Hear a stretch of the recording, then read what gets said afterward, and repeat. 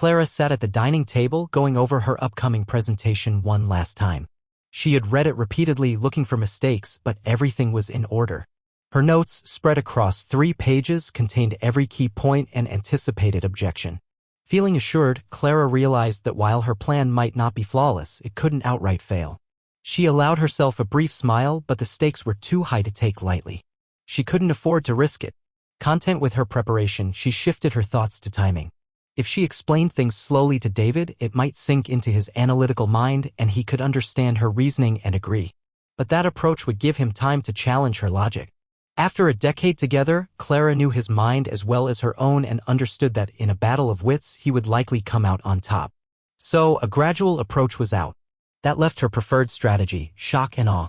Hit him fast, hit him hard, and secure his agreement before he had time to resist. His approval was essential. Without it, nothing could move forward. That was the part with no risk. Nervously, Clara stood up and moved around the kitchen, distracting herself from the pain she knew she was about to inflict on her husband. He didn't deserve it, but without it, she wouldn't get what she believed she deserved. She had to do it. She assuaged her conscience by reminding herself that he had forced her into this corner where she had no choice. Ergo, it was his fault. Clara looked around the kitchen, trying to remember the last time she'd been there alone on a weekday. It had to be at least 5 months. Up until then, it had always been her getting home first and greeting the kids when they got home from school. Why had that changed? Simple, his name was Alex. Alex was brought in 5 months ago from another office as her boss. For the first month, they'd maintained a standard boss-subordinate relationship. That changed when he asked her to work late one day. After finishing the work, he thanked her by taking her out for dinner. They discovered they had much in common, although he was 5 years her junior and single. They shared many interests such as the arts, movies, and fashion. Slowly, the compliments about her work and eventually her looks increased. She was flattered both as a proud employee and as a woman who was starting to worry about the effects of time on her attractiveness. Soon, it became a regular thing. Within a month, all pretense of work was dropped and they hung around after hours just talking, either at work or over coffee somewhere. Within another month, his complaints of being lonely or hating to eat by himself led her to skip dinner with her family and discreetly go to restaurants with him with increasing frequency. By 3 months in, that included movies and shows as well. It also included many weekends while she showed the out-of-town visitor the local sights. She covered it at home by saying there was a promotion in the offing and she wanted to stand out from the crowd by putting in the extra hours. She was only slightly ashamed by this ruse, which was made worse by her husband David fully supporting her newfound ambition. She knew it was wrong for a married woman to behave this way, but after 16 years of being a selfless mother, she felt she deserved to do something for herself, even if just for a couple of hours a day. When she was with Alex, she felt appreciated and more alive. Sure, her husband said he appreciated her all the time, but there were only so many ways for him to say it, so it had gotten stale over the years. When she increased her workload, David had quietly stepped up and taken over the household duties. After the 3rd time he came home to find the kids home alone, he voiced the opinion that he thought it inappropriate for their youngest, at 14, to be unsupervised. Clara was still embarrassed at how she'd snapped at that, yelling at him that if he wasn't comfortable with it, he could reduce his hours. She woke the next day to find him already gone to work at 5 a.m. That night, she came home to find him already there, helping the kids with their homework and with dinner started. With only a slight tremble in her voice, she'd thanked him for supporting her career. When her weekend work started, David had risen again and taken over the main responsibility of entertaining the kids. Far from finding it a chore, he seemed to love it and rediscovered his purpose in life. The kids loved reconnecting with their dad and much fun was had by all. Even their eldest, at 16, gave up some of his time hanging out with his friends to go places with dad and siblings. Until 2 months ago, Clara's relationship with Alex had been purely platonic. Then one Saturday, after a nice lunch and a shower of compliments, Alex had suggested getting a hotel room for the afternoon. Clara had laughed at his joke before noticing with dismay he wasn't smiling. That had shaken her to the core. She quickly made her excuses and left. All the way home, she had mentally cursed at Alex for endangering their friendship by trying to make it romantic. He should have known she would never cheat on her husband. Wednesday at work was devastating for Clara. Alex treated her coldly and professionally. By the end of the week, she was really missing him. There had been no deep and meaningful conversations, no lunches, and absolutely no compliments, even though she'd hung back after work every single day. She recognized the compliments and other affirmations of her professional and womanly strengths had become very important to her ego. Sure, David was attentive and complimentary, but it just wasn't the same. Two things happened that week that should have screamed obsession to Clara. The first was on Wednesday when she came home to a partially completed dinner. David asked her to finish it while he picked their eldest up from soccer practice. When he returned, Clara was still sitting where she'd been when he left. Dinner was late. That triggered the first of their conversations. David questioned whether the focus on work was worth it. In front of the children, she chewed him out, taking all her frustrations of being ignored by Alex out on David. She'd calmed down by the time they went to bed. She denied any problems when David asked if they were okay. Before the conversation was even finished, David saw her mind was focused somewhere else. Consequently, he didn't even try for some intimacy. All the rejections were getting a little demeaning. On Saturday afternoon, Alex came and apologized to Clara. He excused his behavior as being prompted by having close contact with such a beautiful, desirable woman and being lonely. Clara forgave him but reminded him she was a married woman who intended to remain faithful to her husband. Alex responded by asking Clara if any of her colleagues would be able to relieve his frustration. This triggered every possessive instinct within her. She quickly replied in the negative. They parted good enough friends that she agreed to sneak off and take in lunch and a show the next day. The second obsession trigger occurred when Clara arrived home that Saturday night. David and the kids were packing for camping. When she asked what was going on, they replied this long weekend trip had been planned for a month. They all stared at her incredulously when she denied all knowledge of it. She simply didn't believe them when they reminded her little else had been talked about over dinner all week. In her opinion, they were unreasonable when they refused to reschedule to the following weekend, saying that this was the last long weekend before the winter set in. In the end, a disgruntled family left without her, and a very upset Clara stayed home alone. Her only solace was their absence gave her 3 days to make up with Alex. It hit her hard when, after the show the next day, Alex announced he was unavailable Sunday and Wednesday. Clara tried to contact her family to meet them wherever they were, but they were obviously in a no-service area. Clara was still upset when they returned. She didn't want to lay into David for not knowing where they had gone just in case they told her and she hadn't listened. She turned him down for intimacy that night on the grounds she had to be fresh for work. Vague alarm bells went off in her head when David suggested her ambitions were leading to her estrangement from her own family. By the time he'd recovered from the scolding she gave him over this, she was back to planning her week with Alex. She woke with a start before 3 a.m. It suddenly hit her what damage this weekend and the conversation the previous night was doing to her perfect marriage and family. She felt a chill at the thought of David leaving and forcing her to raise the children on her own. This was nothing compared to the thought of losing the wonderful, loving, considerate man she'd chosen as a life partner. Vowing to cool her extramarital friendship, she snuggled up to her husband. He felt wonderful in her arms. She considered waking him up in that special way she used to when they were much younger but decided against it. The poor man had to be up in less than 2 hours. Subconsciously, David must have felt her intimate need, so he came up for a big hug when she walked in the door later that night. Back under Alex's spell by then, Clara hardly returned it. This set the scene for the next month. Within a week, things with Alex were back to normal. Her marriage and family were as well. However, it was the new normal where the four of them laughed, joked, and interacted while Clara distractedly sat outside it all, totally unaware of the worried looks David threw her way many times a night.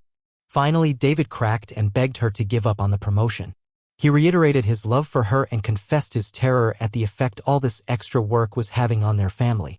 Unfortunately, he couldn't have picked a worse day to bare his soul. Just that day, Alex had finally re-announced his wish to take their friendship to the next level, subtly but firmly making their continued friendship contingent on her agreeing. Clara was very distracted. The thought of losing all those ego-boosting compliments made her shudder. As David begged and pleaded, Clara was debating what to do. It was a complete no-brainer. If it came down to a straight choice between Alex and her husband, David would win. But there wasn't a lot she wouldn't do to avoid making the choice. She needed both of them, one for her need for stability, the other to bolster her flagging early 30s ego. Long after her husband had lapsed into silence, Clara was using her considerable intelligence to find a risk-free solution. By 2 a.m. she had it. The very next night, she explained her plan to Alex, reiterating she would never cheat on her husband. She laid it all out. She would lure David into having a threesome where Alex would just happen to end up as the third wheel.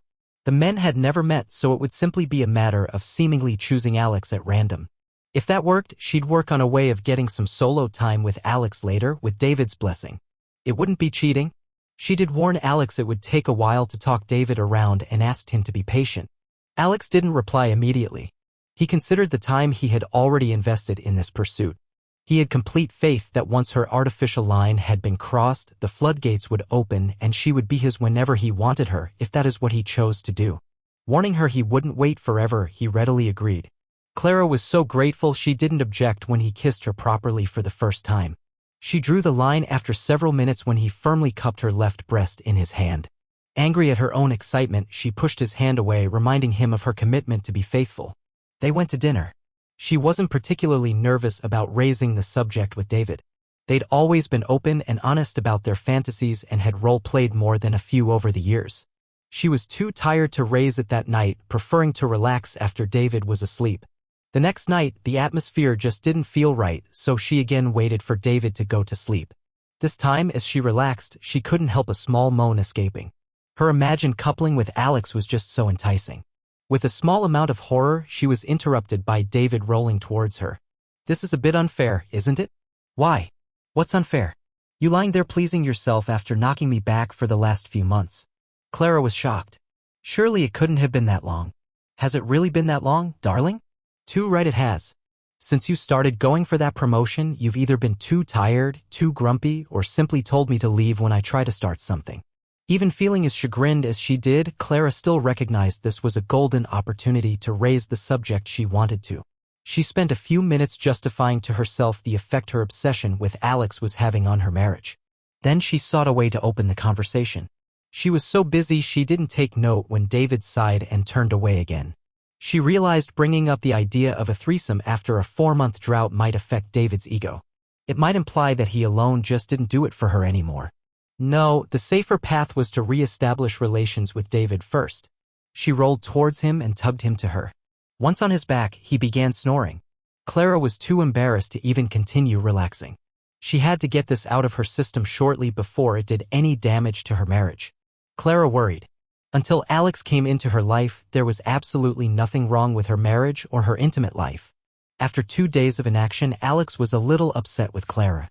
The next day, she had to kiss him again to stop him criticizing her. This time, he behaved and didn't go for a grope. It did make her eager enough to kiss David deeply when she got home and rub his back while doing it. David's eyes lit up. They didn't even wait for the kids to go to bed.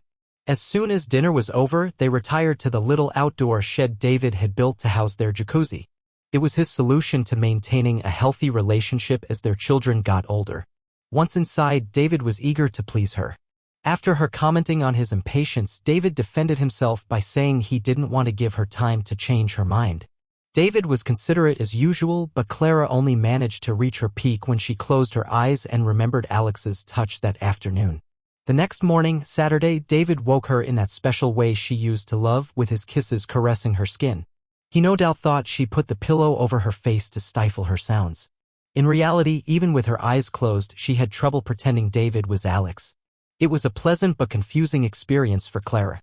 That night, she felt bold enough to broach the touchy subject with her husband. After complimenting his performance over the last 24 hours, she delicately raised the idea that after so many years, they were getting a little stale and she had become a bit obsessed with the idea of a threesome. With his open and honest outlook on life, David immediately suggested they role-play it. This was going better than Clara expected, so it was back to the jacuzzi. After every session, they collapsed on the custom-provided mattress, exhausted. In fact, the renewed intimacy with David almost made Clara give up her plan. By a week and a half into what she thought of as David's conditioning period, Alex was getting very impatient and the compliments were definitely drying up. She found herself having to kiss him practically every day or two just to keep him interested. Eventually, even that wasn't enough and she felt Alex withdrawing again. She knew she had to advance her timetable. 2 days later, after another marathon session in the jacuzzi shed, Clara thought she finally had the courage to ask the question this had all been leading up to. David beat her to it. "Darling, the last few weeks have been great. It's been a huge turn on doing you while our guest joins in. Do you think you would be open to her as well? How can we roleplay that?" Clara recoiled in shock as she realized the last 2 weeks of what seemed like total connectedness had actually been a huge disconnect. "What? You think I want a threesome with another woman? Isn't that what this has all been about? David sounded genuinely confused. Clara realized they'd never talked details. She couldn't blame him for the misunderstanding. No, David. I was thinking about another man. Oh. David realized there was no time like the present. Stealing her courage, she launched into her prepared speech. Listen, honey, the last few weeks have been real exciting for me. Is there any chance we can think about doing it for real with an actual man? I mean, David actually gave this the serious consideration he thought it deserved. Well, Clara, off the cuff, I'd have to say it would almost certainly be a bad move. I can't see any good coming from it. I thought the idea of a threesome with another woman turned us both on. I've got to tell you, the idea of you with another man does nothing for me. What if it was really important to me? Again, David thought. I'd have to think about it, Clara. Just thinking out loud about the only way I would ever consider bringing in another guy would be if another time we invited another girl. No, you wouldn't have to do anything with her, Clara. I could. I said no, David. The mere thought of you with another woman just makes me so angry. Forget it, David. It's never going to happen. Then you have answered your own question, Clara. Another guy isn't going to happen either. Clara heard in his tone the end of her plans. There was no way she was going to compromise. So David wasn't even going to think about it. What the hell was she going to tell Alex tomorrow? As expected, Alex was not a happy camper. He criticized Clara for not trying hard enough, then snubbed her for the rest of the week. As usual, Clara took out her frustrations on David. On Wednesday, Alex asked her to stay behind so they could talk. He seemed genuinely sad when he told Clara he could no longer stand being around such a beautiful woman who was unavailable to him. Her husband had forced her into a position where she had to choose between them, and she had chosen her loser husband. He respected that, even though it hurt. He kissed her goodbye, asked her to remember him fondly, and knew she would understand their relationship had to return to a professional one. He then turned to walk away. Wait. Alex stopped and turned. Give me another week, please. What do you have in mind, Clara? I don't know, Alex. Just give me a week to plan something. With another kiss, they parted. David noted Clara was back to her old distracted self again that weekend. He thought about her hot and cold mood swings over the last few weeks and about her recent obsession with threesomes. Now he had another thing to worry about. Why had her lipstick been smeared when she came home late on Saturday? Time to do some digging. Not having participated in any family activities over the weekend gave her more time to think. Clara excitedly cornered Alex after work on Wednesday. His eyes lit up as she explained her plan. Halfway through, he interrupted. You know, Clara, he may want something in return for this. Well, there are things I'm willing to give him and things that are not negotiable. We'll have to see. Just remember, sweetheart, if at the end of the day he says no, I will give up our plans altogether. I'm sorry, Alex. That's just how it has to be. Alex said he did understand, and if she needed someone to do a dry run on, he was always available. With his tacit approval, Clara pretty much spent all of Tuesday and Wednesday at work planning her speech. She started with the basic premise that whatever she did had to be risk-free. It couldn't possibly endanger her marriage and family. She likened it to playing poker. She'd won a $1,500 pot and didn't want to risk it. She wanted to lock that in a time-delayed safe so even she couldn't access it. Then she could continue playing, knowing she could win another $1,500, but even if she lost, she still had the original.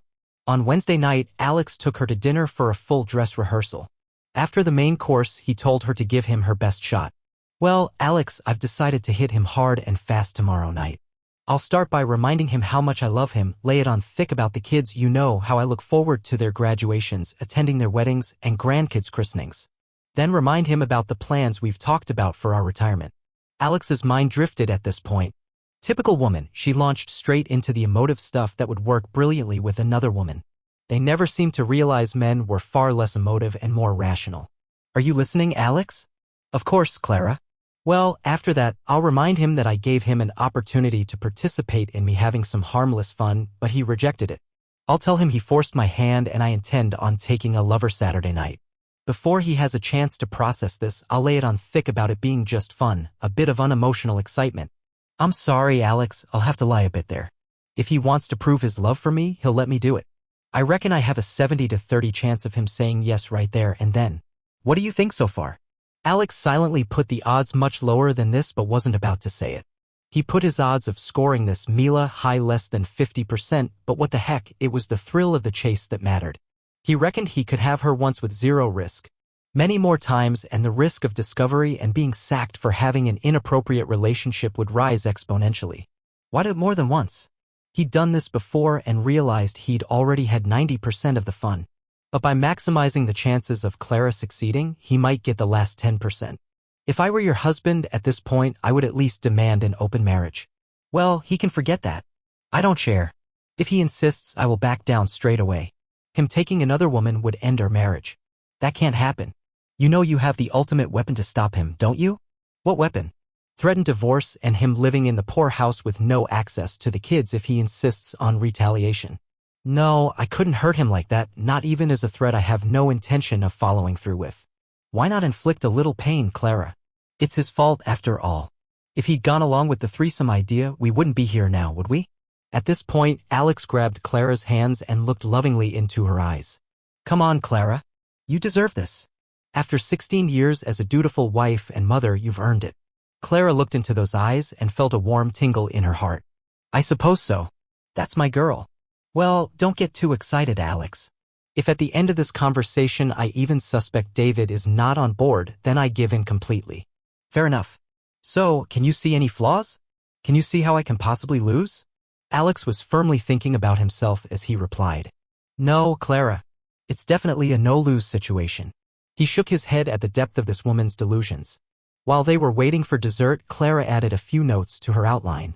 When the meal was over, Alex walked her out to her car and kissed her goodnight. This time she didn't resist as he cupped and squeezed her breast but responded by pushing her leg into his crotch. She felt the twitching of his excitement through his trousers and almost swooned. Alex briefly thought about pressing his advantage, but that would spoil the fun. Okay, lover, I'll book us a room for Saturday night. Can we go to your place? I've never even seen it. No way. The walls are way too thin and you'll be making too much noise. I can assure you of that. On trembling legs, Clara went home to her family. She was even more distracted than usual. At one point, she realized she was alone and everyone had gone to bed. Consequently, she slept in the next day and only woke just in time to see the kids off. She reminded them she had arranged for David's parents to pick them up for a sleepover that night and checked they had all they needed. She had arranged the day off. She had to call Alex at least 5 times to maintain her courage during the day. She knew her major Achilles heel was her inability to lie convincingly. The obvious question David would raise when given her ultimatum was, did she already have someone in mind? In front of a mirror, she practiced saying no. She intended on going out and allowing herself to be seduced. Anything else would spur questions she wasn't at all comfortable with. She convinced herself that by remaining cool, calm, and collected, she could pull it off. So here she was, sitting at the kitchen table waiting to confront her husband who was due any minute. It was Thursday night, 24 hours short of a much-anticipated event. The kids were overnighting at their grandparents'. Clara was totally ready. She just kept repeating to herself, shock and awe. Be firm. Can't lose. I deserve this. David walked in at 5:30 p.m., an hour and a half after his new usual time of 4 p.m. Clara figured he did that because he knew she had the day off.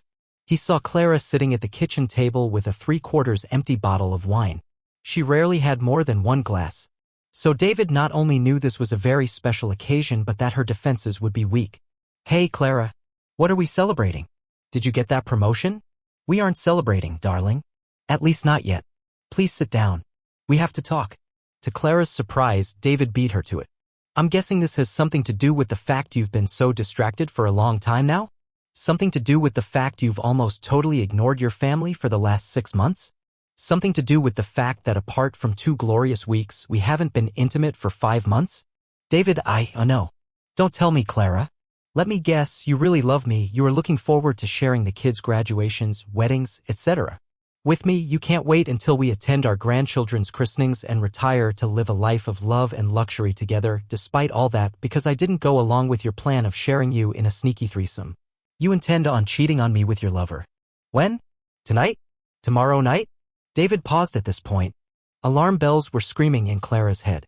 David had just covered the first page and a half of her notes with stunning accuracy. If she'd been thinking rationally, she would have realized her husband thought much better in a crisis than she did. Had proved it the 2 times had saved one of their children's lives while she just stood there like a deer in headlights. She was well and truly rattled. In a panic, she reverted to what she knew, her memorized and rememorized speech. But I deserve this, David. It would just be fun, David. A bit of unemotional excitement, something to spice things up for us. With no interruption from her husband and in her panic, Clara simply rolled into the next part of her speech, completely forgetting it was contingent on David's expected responses. It was the latest addition to the script, being Alex's suggestion of last night, and she hadn't memorized it as well as the rest. You can't sleep with other women. They'll divorce you.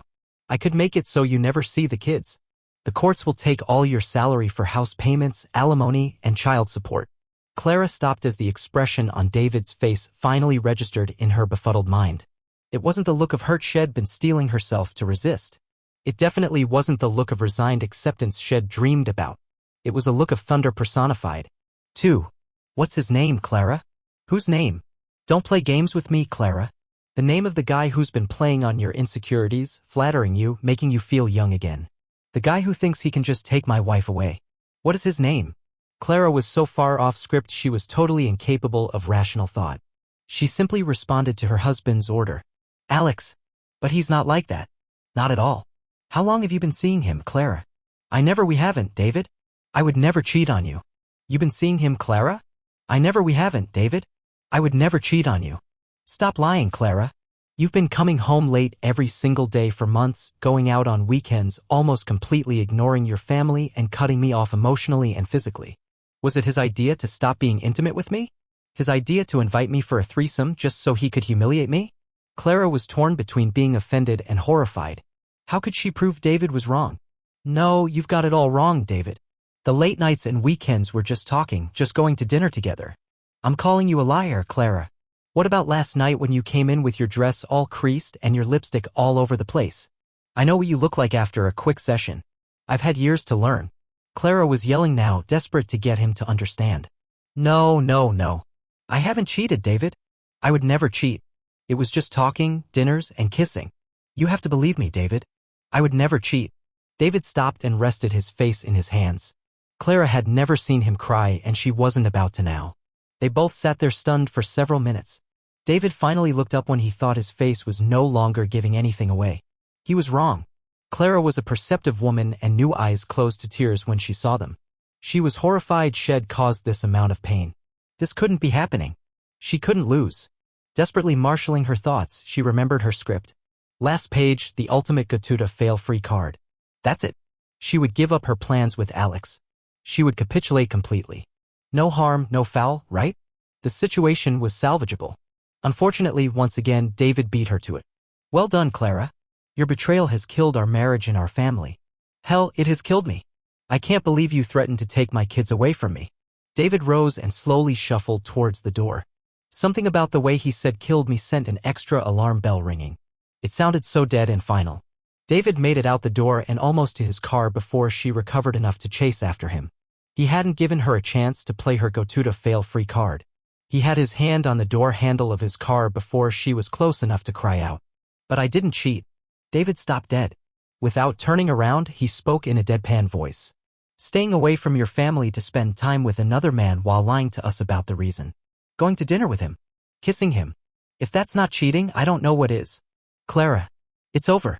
Clara sank to her knees, too shocked and exhausted to support herself. She watched her husband drive off, too stunned to even cry. Can't lose, she reflexively thought back to her preparations for their confrontation.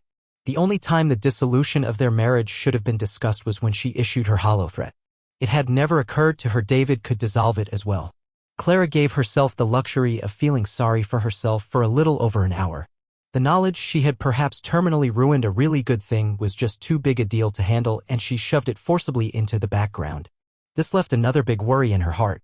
David's words as he left, but more importantly, his demeanor, had set off all sorts of alarm bells in her head. For the first time, she worried about the effect her ultimatum really had on her husband, a man she knew lived for her and his family. She was terrified he might harm himself. Would he? She'd stated plainly what they both knew in the event of a divorce. He would lose custody of the children and lose most of his pay and assets. They both knew of couples where the ex-wife refused to let the husband see his kids supported by the court system. Would he contemplate harming himself? Hell yeah, panic set in. There was no answer. On David's cell, she rang her in-laws to see if David was there. He had been, but was now gone. They were confused. David had only stayed a little while, then left after hugging all three of the children. Clara jumped in her car and drove around to every bar she could think of in the area looking for his car. She was so distracted she ran out of fuel and had to call her dad to bring a gas can. He saw she was in no fit state to drive, so he took her home. Once there, she broke down and told her parents David had left her. She could see the hurt in her mother's eyes. Her father's words left nothing to the imagination on what he thought of his son-in-law. Eventually, her mother conceded the logic of Clara waiting at home and dropped her back to her car. Clara went home and, in the wee small hours, fell asleep on the couch. The nightmares finally woke her at 7 a.m. Before she could recover from the grogginess, the panic hit again. She feverishly checked her phone for messages. There were none. She dialed David's cell.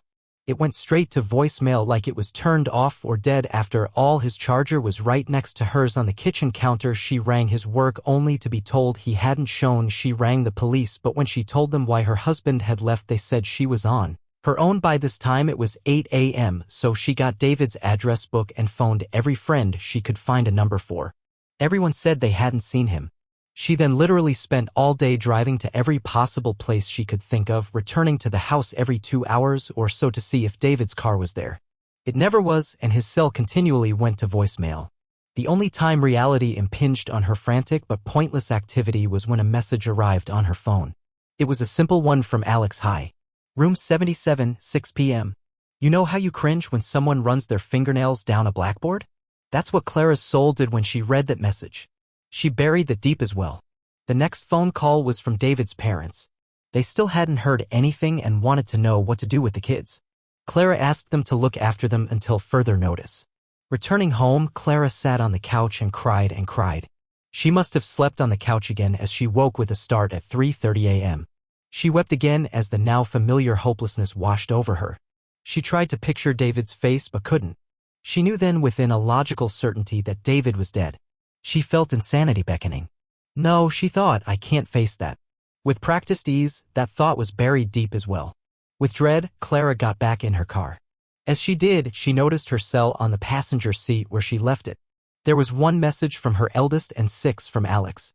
She listened to the single one just saying she missed her mom but ignored the 6.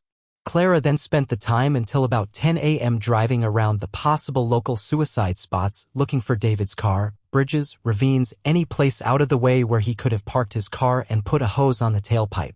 Nothing. Desperate, Clara rang his folks again, and with still no news from them, she called all his friends again. This time, the call to David's oldest friend, actually an old boss of his, gave her the suspicion he wasn't being totally honest. She looked up his address and decided to drive past his house to see if she could see David's car. He lived in quite an affluent neighborhood. She found the house, but there was no sign of David. As she drove away, her eyes were drawn to a distinctive Tesla 3 doors down. It was Alex's car. It was parked outside another flashy-looking house along with many others. Suddenly, the idea of getting some comfort from a man who was, above everything else, her friend, appealed to her. She parked and went up the path to the front door. The sounds of a muted party inside told her a Saturday afternoon gathering was going on. Beside the door was a panel flush with the wall with a security keypad, bell push, and intercom button. She pressed the button. The door was answered by the general manager of her company. Hello, Clara, isn't it? Yes, Mr. Bennett. I saw Alex's car outside. Could I speak to him, please? Of course, Clara. Would you like to come in? Clara thought of her 2-day-old clothes and haggard looks. No, thank you, sir. I'll wait here if it's okay with you. Sure, we'll get him for you. A little over a minute later, Alex came through the door. He took one look at Clara, then glanced around to make sure they weren't being observed. He deliberately shut the door, took Clara in his arms, pressed her against the wall, and kissed her. Clara was torn between her need for comfort and her need to blame someone for her desperate predicament. The human craving for comfort won with a compromise. She broke the kiss and just hugged him desperately. What happened last night, Clara? Where were you? Oh, Alex, it's terrible. David came home Thursday night, and it was like he knew everything. He accused me of cheating on him. I told him that we had only talked, been out to dinner a few times, and kissed, but I could tell he didn't believe me. He knew what I was going to say. He even knew I was going to tell him that I planned to be with you last night. I think he may have gone somewhere and done something stupid. No one has seen him since Thursday. At that point, the door opened again, and a furious-looking woman stormed out. You bastard! Is this what you were doing while I was waiting to move up here? We moved to get away from all this crap. You promised never again. At this, she lost it and went for Alex's face with her fingernails. He put his arms up to protect himself on pure reflex. Clara grabbed the screaming woman to protect her friend. The angry woman, seeing an unprotected target, swung around and with a tremendous backhand knocked her against the wall of the house. Clara's back once again inadvertently pressed the intercom button. Briefly, her cry of pain was heard in the foyer. She slid slowly to the ground, stunned. The formidable woman returned to trying to get through Alex's defenses. Suddenly, the big boss came out the door and gently but firmly grabbed the flailing woman's arms. "Come now, Mrs. Walker. Violence isn't the answer. That bitch has been messing around with my husband." "Yes, I heard, but there are more civilized ways of sorting problems out than this." He looked from Alex to Clara and back. "You two, my office, 9 a.m. Wednesday." He took Alex's wife's arm and led her back inside, closing the door behind him. Alex let out a sob and bolted for his car, leaving Clara still slumped on the ground, suffering from severe brain overload. She finally summoned the mental energy to go home. She rang her mom who, when she heard what a terrible state Clara was in, convinced her father to pick her up and bring her to her childhood home. She cried all night and slept most of the next day before crying all night again. At 11 a.m. Wednesday, the general manager of Clara's company met with his HR manager. "So, what do you want to do, boss? I can't really do anything until I get her side of the story. Plus, I promised Mrs. Walker that I wouldn't fire her husband until she'd made up her mind what she wants to do. I know she's taken the kids and gone to her mother's place. We can't fire Mrs. Brown for cause until we get her story, can we?" "No, not really. But she wasn't here today or Saturday and hasn't called in sick. If we haven't heard from her by the close of business tomorrow, she is in breach of her contract and essentially fires herself." "Good, that sounds much cleaner. Did you believe his story that they never did anything intimate, just kissed and had conversations?" "Who cares, boss? It's still a betrayal however you look at it." "Yes, you're right. Why can't people just be satisfied with what they have?" The HR manager just shrugged her shoulders and left. By Wednesday evening, Clara had recovered enough to ring the in-laws to check on the children. She thought she had the strength to see the kids now, but didn't want to face David's parents. She couldn't stand the thought that their son might be dead and she was the cause. She would ad-lib a way of getting them to drop the children home without facing the music. Shocked is just not a strong enough word to describe how Clara felt when David's mother told her all three kids had no wish to see her and if she came over, they would call the police. Clara didn't recover in time to say anything before the connection was broken. Clara woke up very confused. She was on the kitchen floor, stiff and sore. She realized with shock she'd wet herself. She staggered to the bathroom and had a long shower. As she was drying herself, the setting sun caught her attention. It had been just after sunset when she'd made that phone call. She rushed downstairs and looked at her cell phone screen. It was 6 p.m. Tuesday. She had been out of it for damn near 24 hours. What the hell? One of the advantages was she felt fresher than she had in days. She used her resurgent energy to resolve she would take back control of her life. The sudden realization David could be dead tried to bring her down, but she managed to suppress it. One of the sources of her strength had always been her children. She decided to go to the in-laws' house unannounced and bring them back. Arriving at David's parents' place, she was surprised to see her parents' car there. As she pulled up, they were just coming out the door. They grabbed her and hustled her back to her car. Clara resisted, screaming she wanted to see her children. Her father told her they weren't there, then told her to follow them back to their place, which Clara did. When she walked in the door, her mom was putting the kettle on. "Where are my children?" "Calm down, Clara. They're fine. David has them," her father said. "You saw David? He's alive." "Of course. We've just spent an hour talking to him." "Where is he?" Her father looked at her mother. They were obviously uncomfortable. He's taking the kids to meet some people." Clara's mother interrupted impatiently. "Clara, David told us his version of what happened last week. I must say it was much more believable than that fiction you told us. We're both very disappointed in you. Not to mention ashamed." "What were you thinking, girl?" Clara bowed her head and remained silent. Her mother continued, "To answer your question, after you gave him no choice but to leave, David went back to work and met an old friend." "Oh God, not Emma." Emily Morgan was the daughter of the guy that owned David's company. She was an ex-girlfriend of David's and had been a minor source of worry to Clara for years. Despite David's reassurances, Clara knew they'd only separated in the first place when Deb was sent to an exclusive business college far away from their hometown. She also knew Emily Morgan was recently divorced. The look between her parents confirmed her worst fears. When she saw what a state he was in, she took David home. He needed somewhere to stay, so he went with her. He's been there since then. Clara, he came and got the kids tonight so they could meet Emma and her children to see if they all get on. David assures us that nothing has ever happened between them prior to this and hasn't happened yet, but they seem to be getting on extremely well. He can't do that. He has to give me a chance. From what he told us, Clara, he gave you plenty of chances over the last 6 months. He said he was devastated you had lied to him about working extra to get a promotion while all the time you were cheating with another man. Who can blame him? I did not cheat. Clara's father broke in. Stupid girl. Cheating doesn't just mean intercourse. He said he considered that you had cheated the first time you lied to him about working late and spent time in intimate conversation with another man, and I fully agree with him. I'll tell you, if your mother did that, she'd be out the door. He told us how you'd come home last Wednesday with your lipstick all smeared. Sounds like cheating to me. He quickly found your sordid little notes where you planned to manipulate him into agreeing to let you fool around. He said it broke his heart to see how cold, calculating, and callous those notes were, detailing the carrots and the sticks you pre-planned to use. Honestly, how could you embarrass us like that? I can't believe that you threatened to never let him see his kids and send him to the poorhouse. I didn't mean it. I was going to totally give in if he wasn't willing to go along with it. He never gave me the chance. Clara returned to silence and looked down at the table when she saw both her parents shaking their heads. In the cold glare of their disapproval, she saw things as David must have the lies, the deceit, the disrespect, and the emotional gulf between them for months. She knew her marriage was over. Her parents gave her time to come to terms with all this. How are the kids and I going to survive without David? Clara's parents shared a sad glance. Her dad nodded at her mom. Clara, David said he'd spent the last 5 days asking himself if the children would be better off with you or him. He concluded that because of the threats you made against him, he couldn't risk it being you. Her mom looked at her dad again. He took his wife's hand and squeezed it to lend her strength. I have to tell you, Clara, we agree with him. Look at it from our point of view. If we support you, then there's a chance we won't be able to see our only grandchildren again. Clara was stunned again. They gave her the time to think. She could feel the anger mounting. So, you're betraying me? Her dad couldn't help himself. You started it, Clara.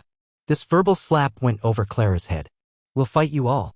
The courts always give custody to the mother. He can't prove I cheated. I didn't cheat. Clara, he doesn't have to prove anything. He just has to want out of the marriage. The children are of an age where the family court will take their opinions into consideration when deciding custody. I'll tell you, they were there tonight, and if the court had asked them right then, you'd never see them again. And I'll tell you, when I win, you can kiss goodbye to ever seeing my children again. With her last bridge burned, Clara ran to her car and sped off. An interim court order was handed down 2 weeks later. David's employment, relationship with his children, position as primary caregiver for the previous month's new but stable living arrangement, plus the children's wishes were added to his generous offer of visitation. Balanced against that was a bedraggled mother with no job or work references and no capacity to buy out the necessary half of the family home. The judge ruled with a clear conscience. By the time the obligatory 14 months of living apart had passed and the divorce became final, Clara had returned to much of her old self. Her parents had gladly forgiven her for the angry outburst. Most importantly, she committed to being the best mother she could be for David's fortnight.